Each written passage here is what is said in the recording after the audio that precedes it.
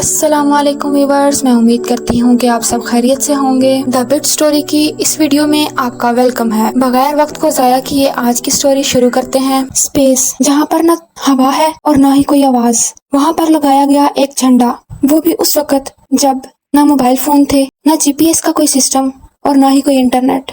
ऐसे हालात में एक इंसान का चांद पर पहुंच जाना, क्या ये हकीकत में मुमकिन है या फिर ये अमेरिका की कोई चाल है? अपोलो 1 में फेल होने के बाद और नासा से लोगों का ट्रस्ट उठने के बाद अपोलो 11 कैसे सक्सेसफुल हुआ? क्या है इस सब के पीछे की हकीकत? जानिए इस वीडियो में। जरा सोचें, 1960s का एरा, जब दुनिया कोल्ड वार के दर्द से दूसरे मुंह फिर रही थी, उस वक्त रशिया ने भेजा स्पेस पर एक इंसान जिसका नाम है स्पुतनिक। अब अमेरिका के लिए तो ये बहुत बड़ी हैरानी की बात थी कि कोई भी मुल्क अमेरिका से आगे कैसे निकल गया। रशिया के इस अमल के बाद अमेरिका को अपनी हार महसूस होने लगी और अमेरिका ने फैसला किया कि अगर वो चांद पर पहला कदम रखने वाला पहला मुल्क बन जाए तो इस तरह वो रशिया से आगे निकल सकता है। तब अमेरिका के प्रेसिडेंट जॉन एफ कैनेडी ने अनाउंस किया, we choose to go to the moon. और साथ ही साथ उन्होंने एक वादा भी किया कि जैसे हम किसी इंसान को मून पर भेजेंगे वैसे ही सेफली उसको वापस भी लेके आएंगे। और देखा जाए तो उस वक्त का ये बहुत बड़ा दावा था। इस दावे और वादे के बाद नासा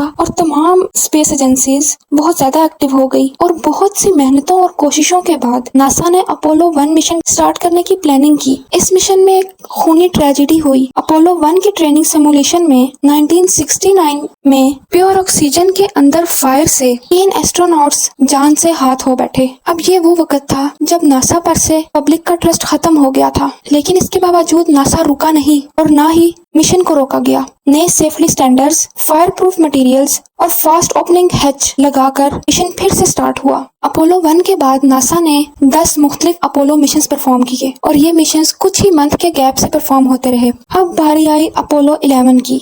16 जुलाई 1969 को Neil Armstrong, commander Buzz Aldrin, lunar module pilot और Michael Collins, command module pilot ने नासा के सैटर्न वी रॉकेट से चांद तक का सफर शुरू किया। नील और एल्ड्रिन फाइटर पायलट और इंजीनियर थे। यहाँ मैं आपको एक इंटरेस्टिंग बात बताती हूँ। जब नील आर्मस्ट्रॉन्ग और बज एल्ड्रिन चांद पर गए तब क्लोनिस अकेले स्पेस में ऑर्बिट करते रहे। उस वक्त वो चांद के पीछे थे जहाँ किसी भी इंसान के सिग्नल नहीं जा सकते। वो इतने अकेले थे कि उन्हें द लोनलेस्ट मैन इन हिस्ट्री कहा गया। ना उनका किसी से कांटेक्ट था, ना अर्थ से, ना ही नील से और ना ही बज से। लेकिन उसका काम बहुत क्रिटिकल था। अगर उनका सिस्टम फेल हो जाता तो वो उन्हें वापस पिक ना कर सकते और नील और बज चांद पर ही रह जाते। उनकी काम और फोकस पर्सनैलिटी ने उन्हें जिम्मेदार बनाया। जब सब स्पॉटलाइट नील पर थी तब भी मिचेल्स ने कंप्लेन नहीं किया। उन्होंने कहा, I may not have walk on the moon but I felt I was part of something even greater.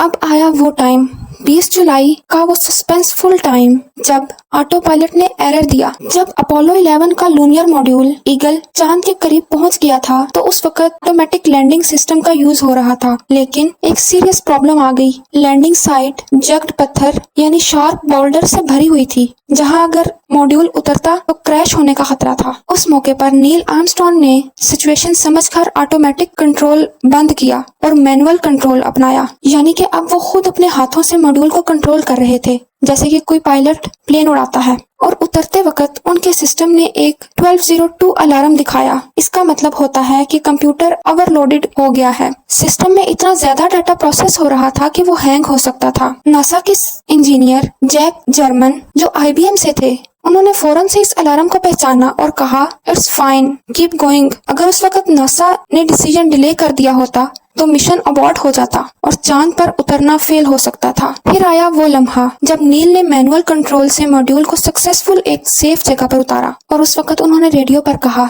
The eagle has landed. ये वो मोमेंट था जो दुनिया ने कभी नहीं भुलाया। उन्होंने ये भी कहा, that's one small step for man, one giant leap for mankind. तब पूरा मिशन और भी इंटेंस और इमोशनल हो गया और उस वक्त उनका हार्ट रेट 150 BPM तक चल रहा था, जो दिखाता है कि उस वक्त वो मोमेंट उनके लिए कितना स्ट्रेसफुल और हिस्टोरिक था। चांद पर सबसे पहले नील ने अमेरिकन फ्लैग लगाया, मगर एक खास बात ये थी कि नासा ने बार बार ये क्लैरिफाई किया कि this flag represent peace on behalf of all mankind. यानी ये पॉलिटिकल और विक्टोरी सिंबल नहीं था, बल्कि एक ग्लोबल पीस का पैगाम था। नील आर्मस्ट्रॉन्ग और बज एल्डर ने चांद पर ज्यादा टाइम नहीं गुजारा, सिर्फ 2.5 आवर्स वहाँ रुके, लेकिन उस वक्त में उन्होंने साइंटिफिक इंस्ट्रूमेंट्स एक्टिव किए, पिक्चर्स ली और 22 केजी मून रॉक्स और सॉइल कलेक्ट किए जो वापस अर्थ पर लाए गए, और ये अब तक के दुनिया के सबसे रेयर सैंपल्स थे। अपोलो 11 मिशन में एक हिडन फैक्ट ये भी शामिल है कि नील आर्मस्ट्रॉन्ग ने एक सर्किट ब्रेक स्विच गलती से तोड़ दिया था, लेकिन बज एल्ड्रिन ने फेल्ट टिप पेन से दोबारा एंगेज करके मिशन बचा लिया, और ये पेन आज भी सेटल म्यूजियम में मौजूद है।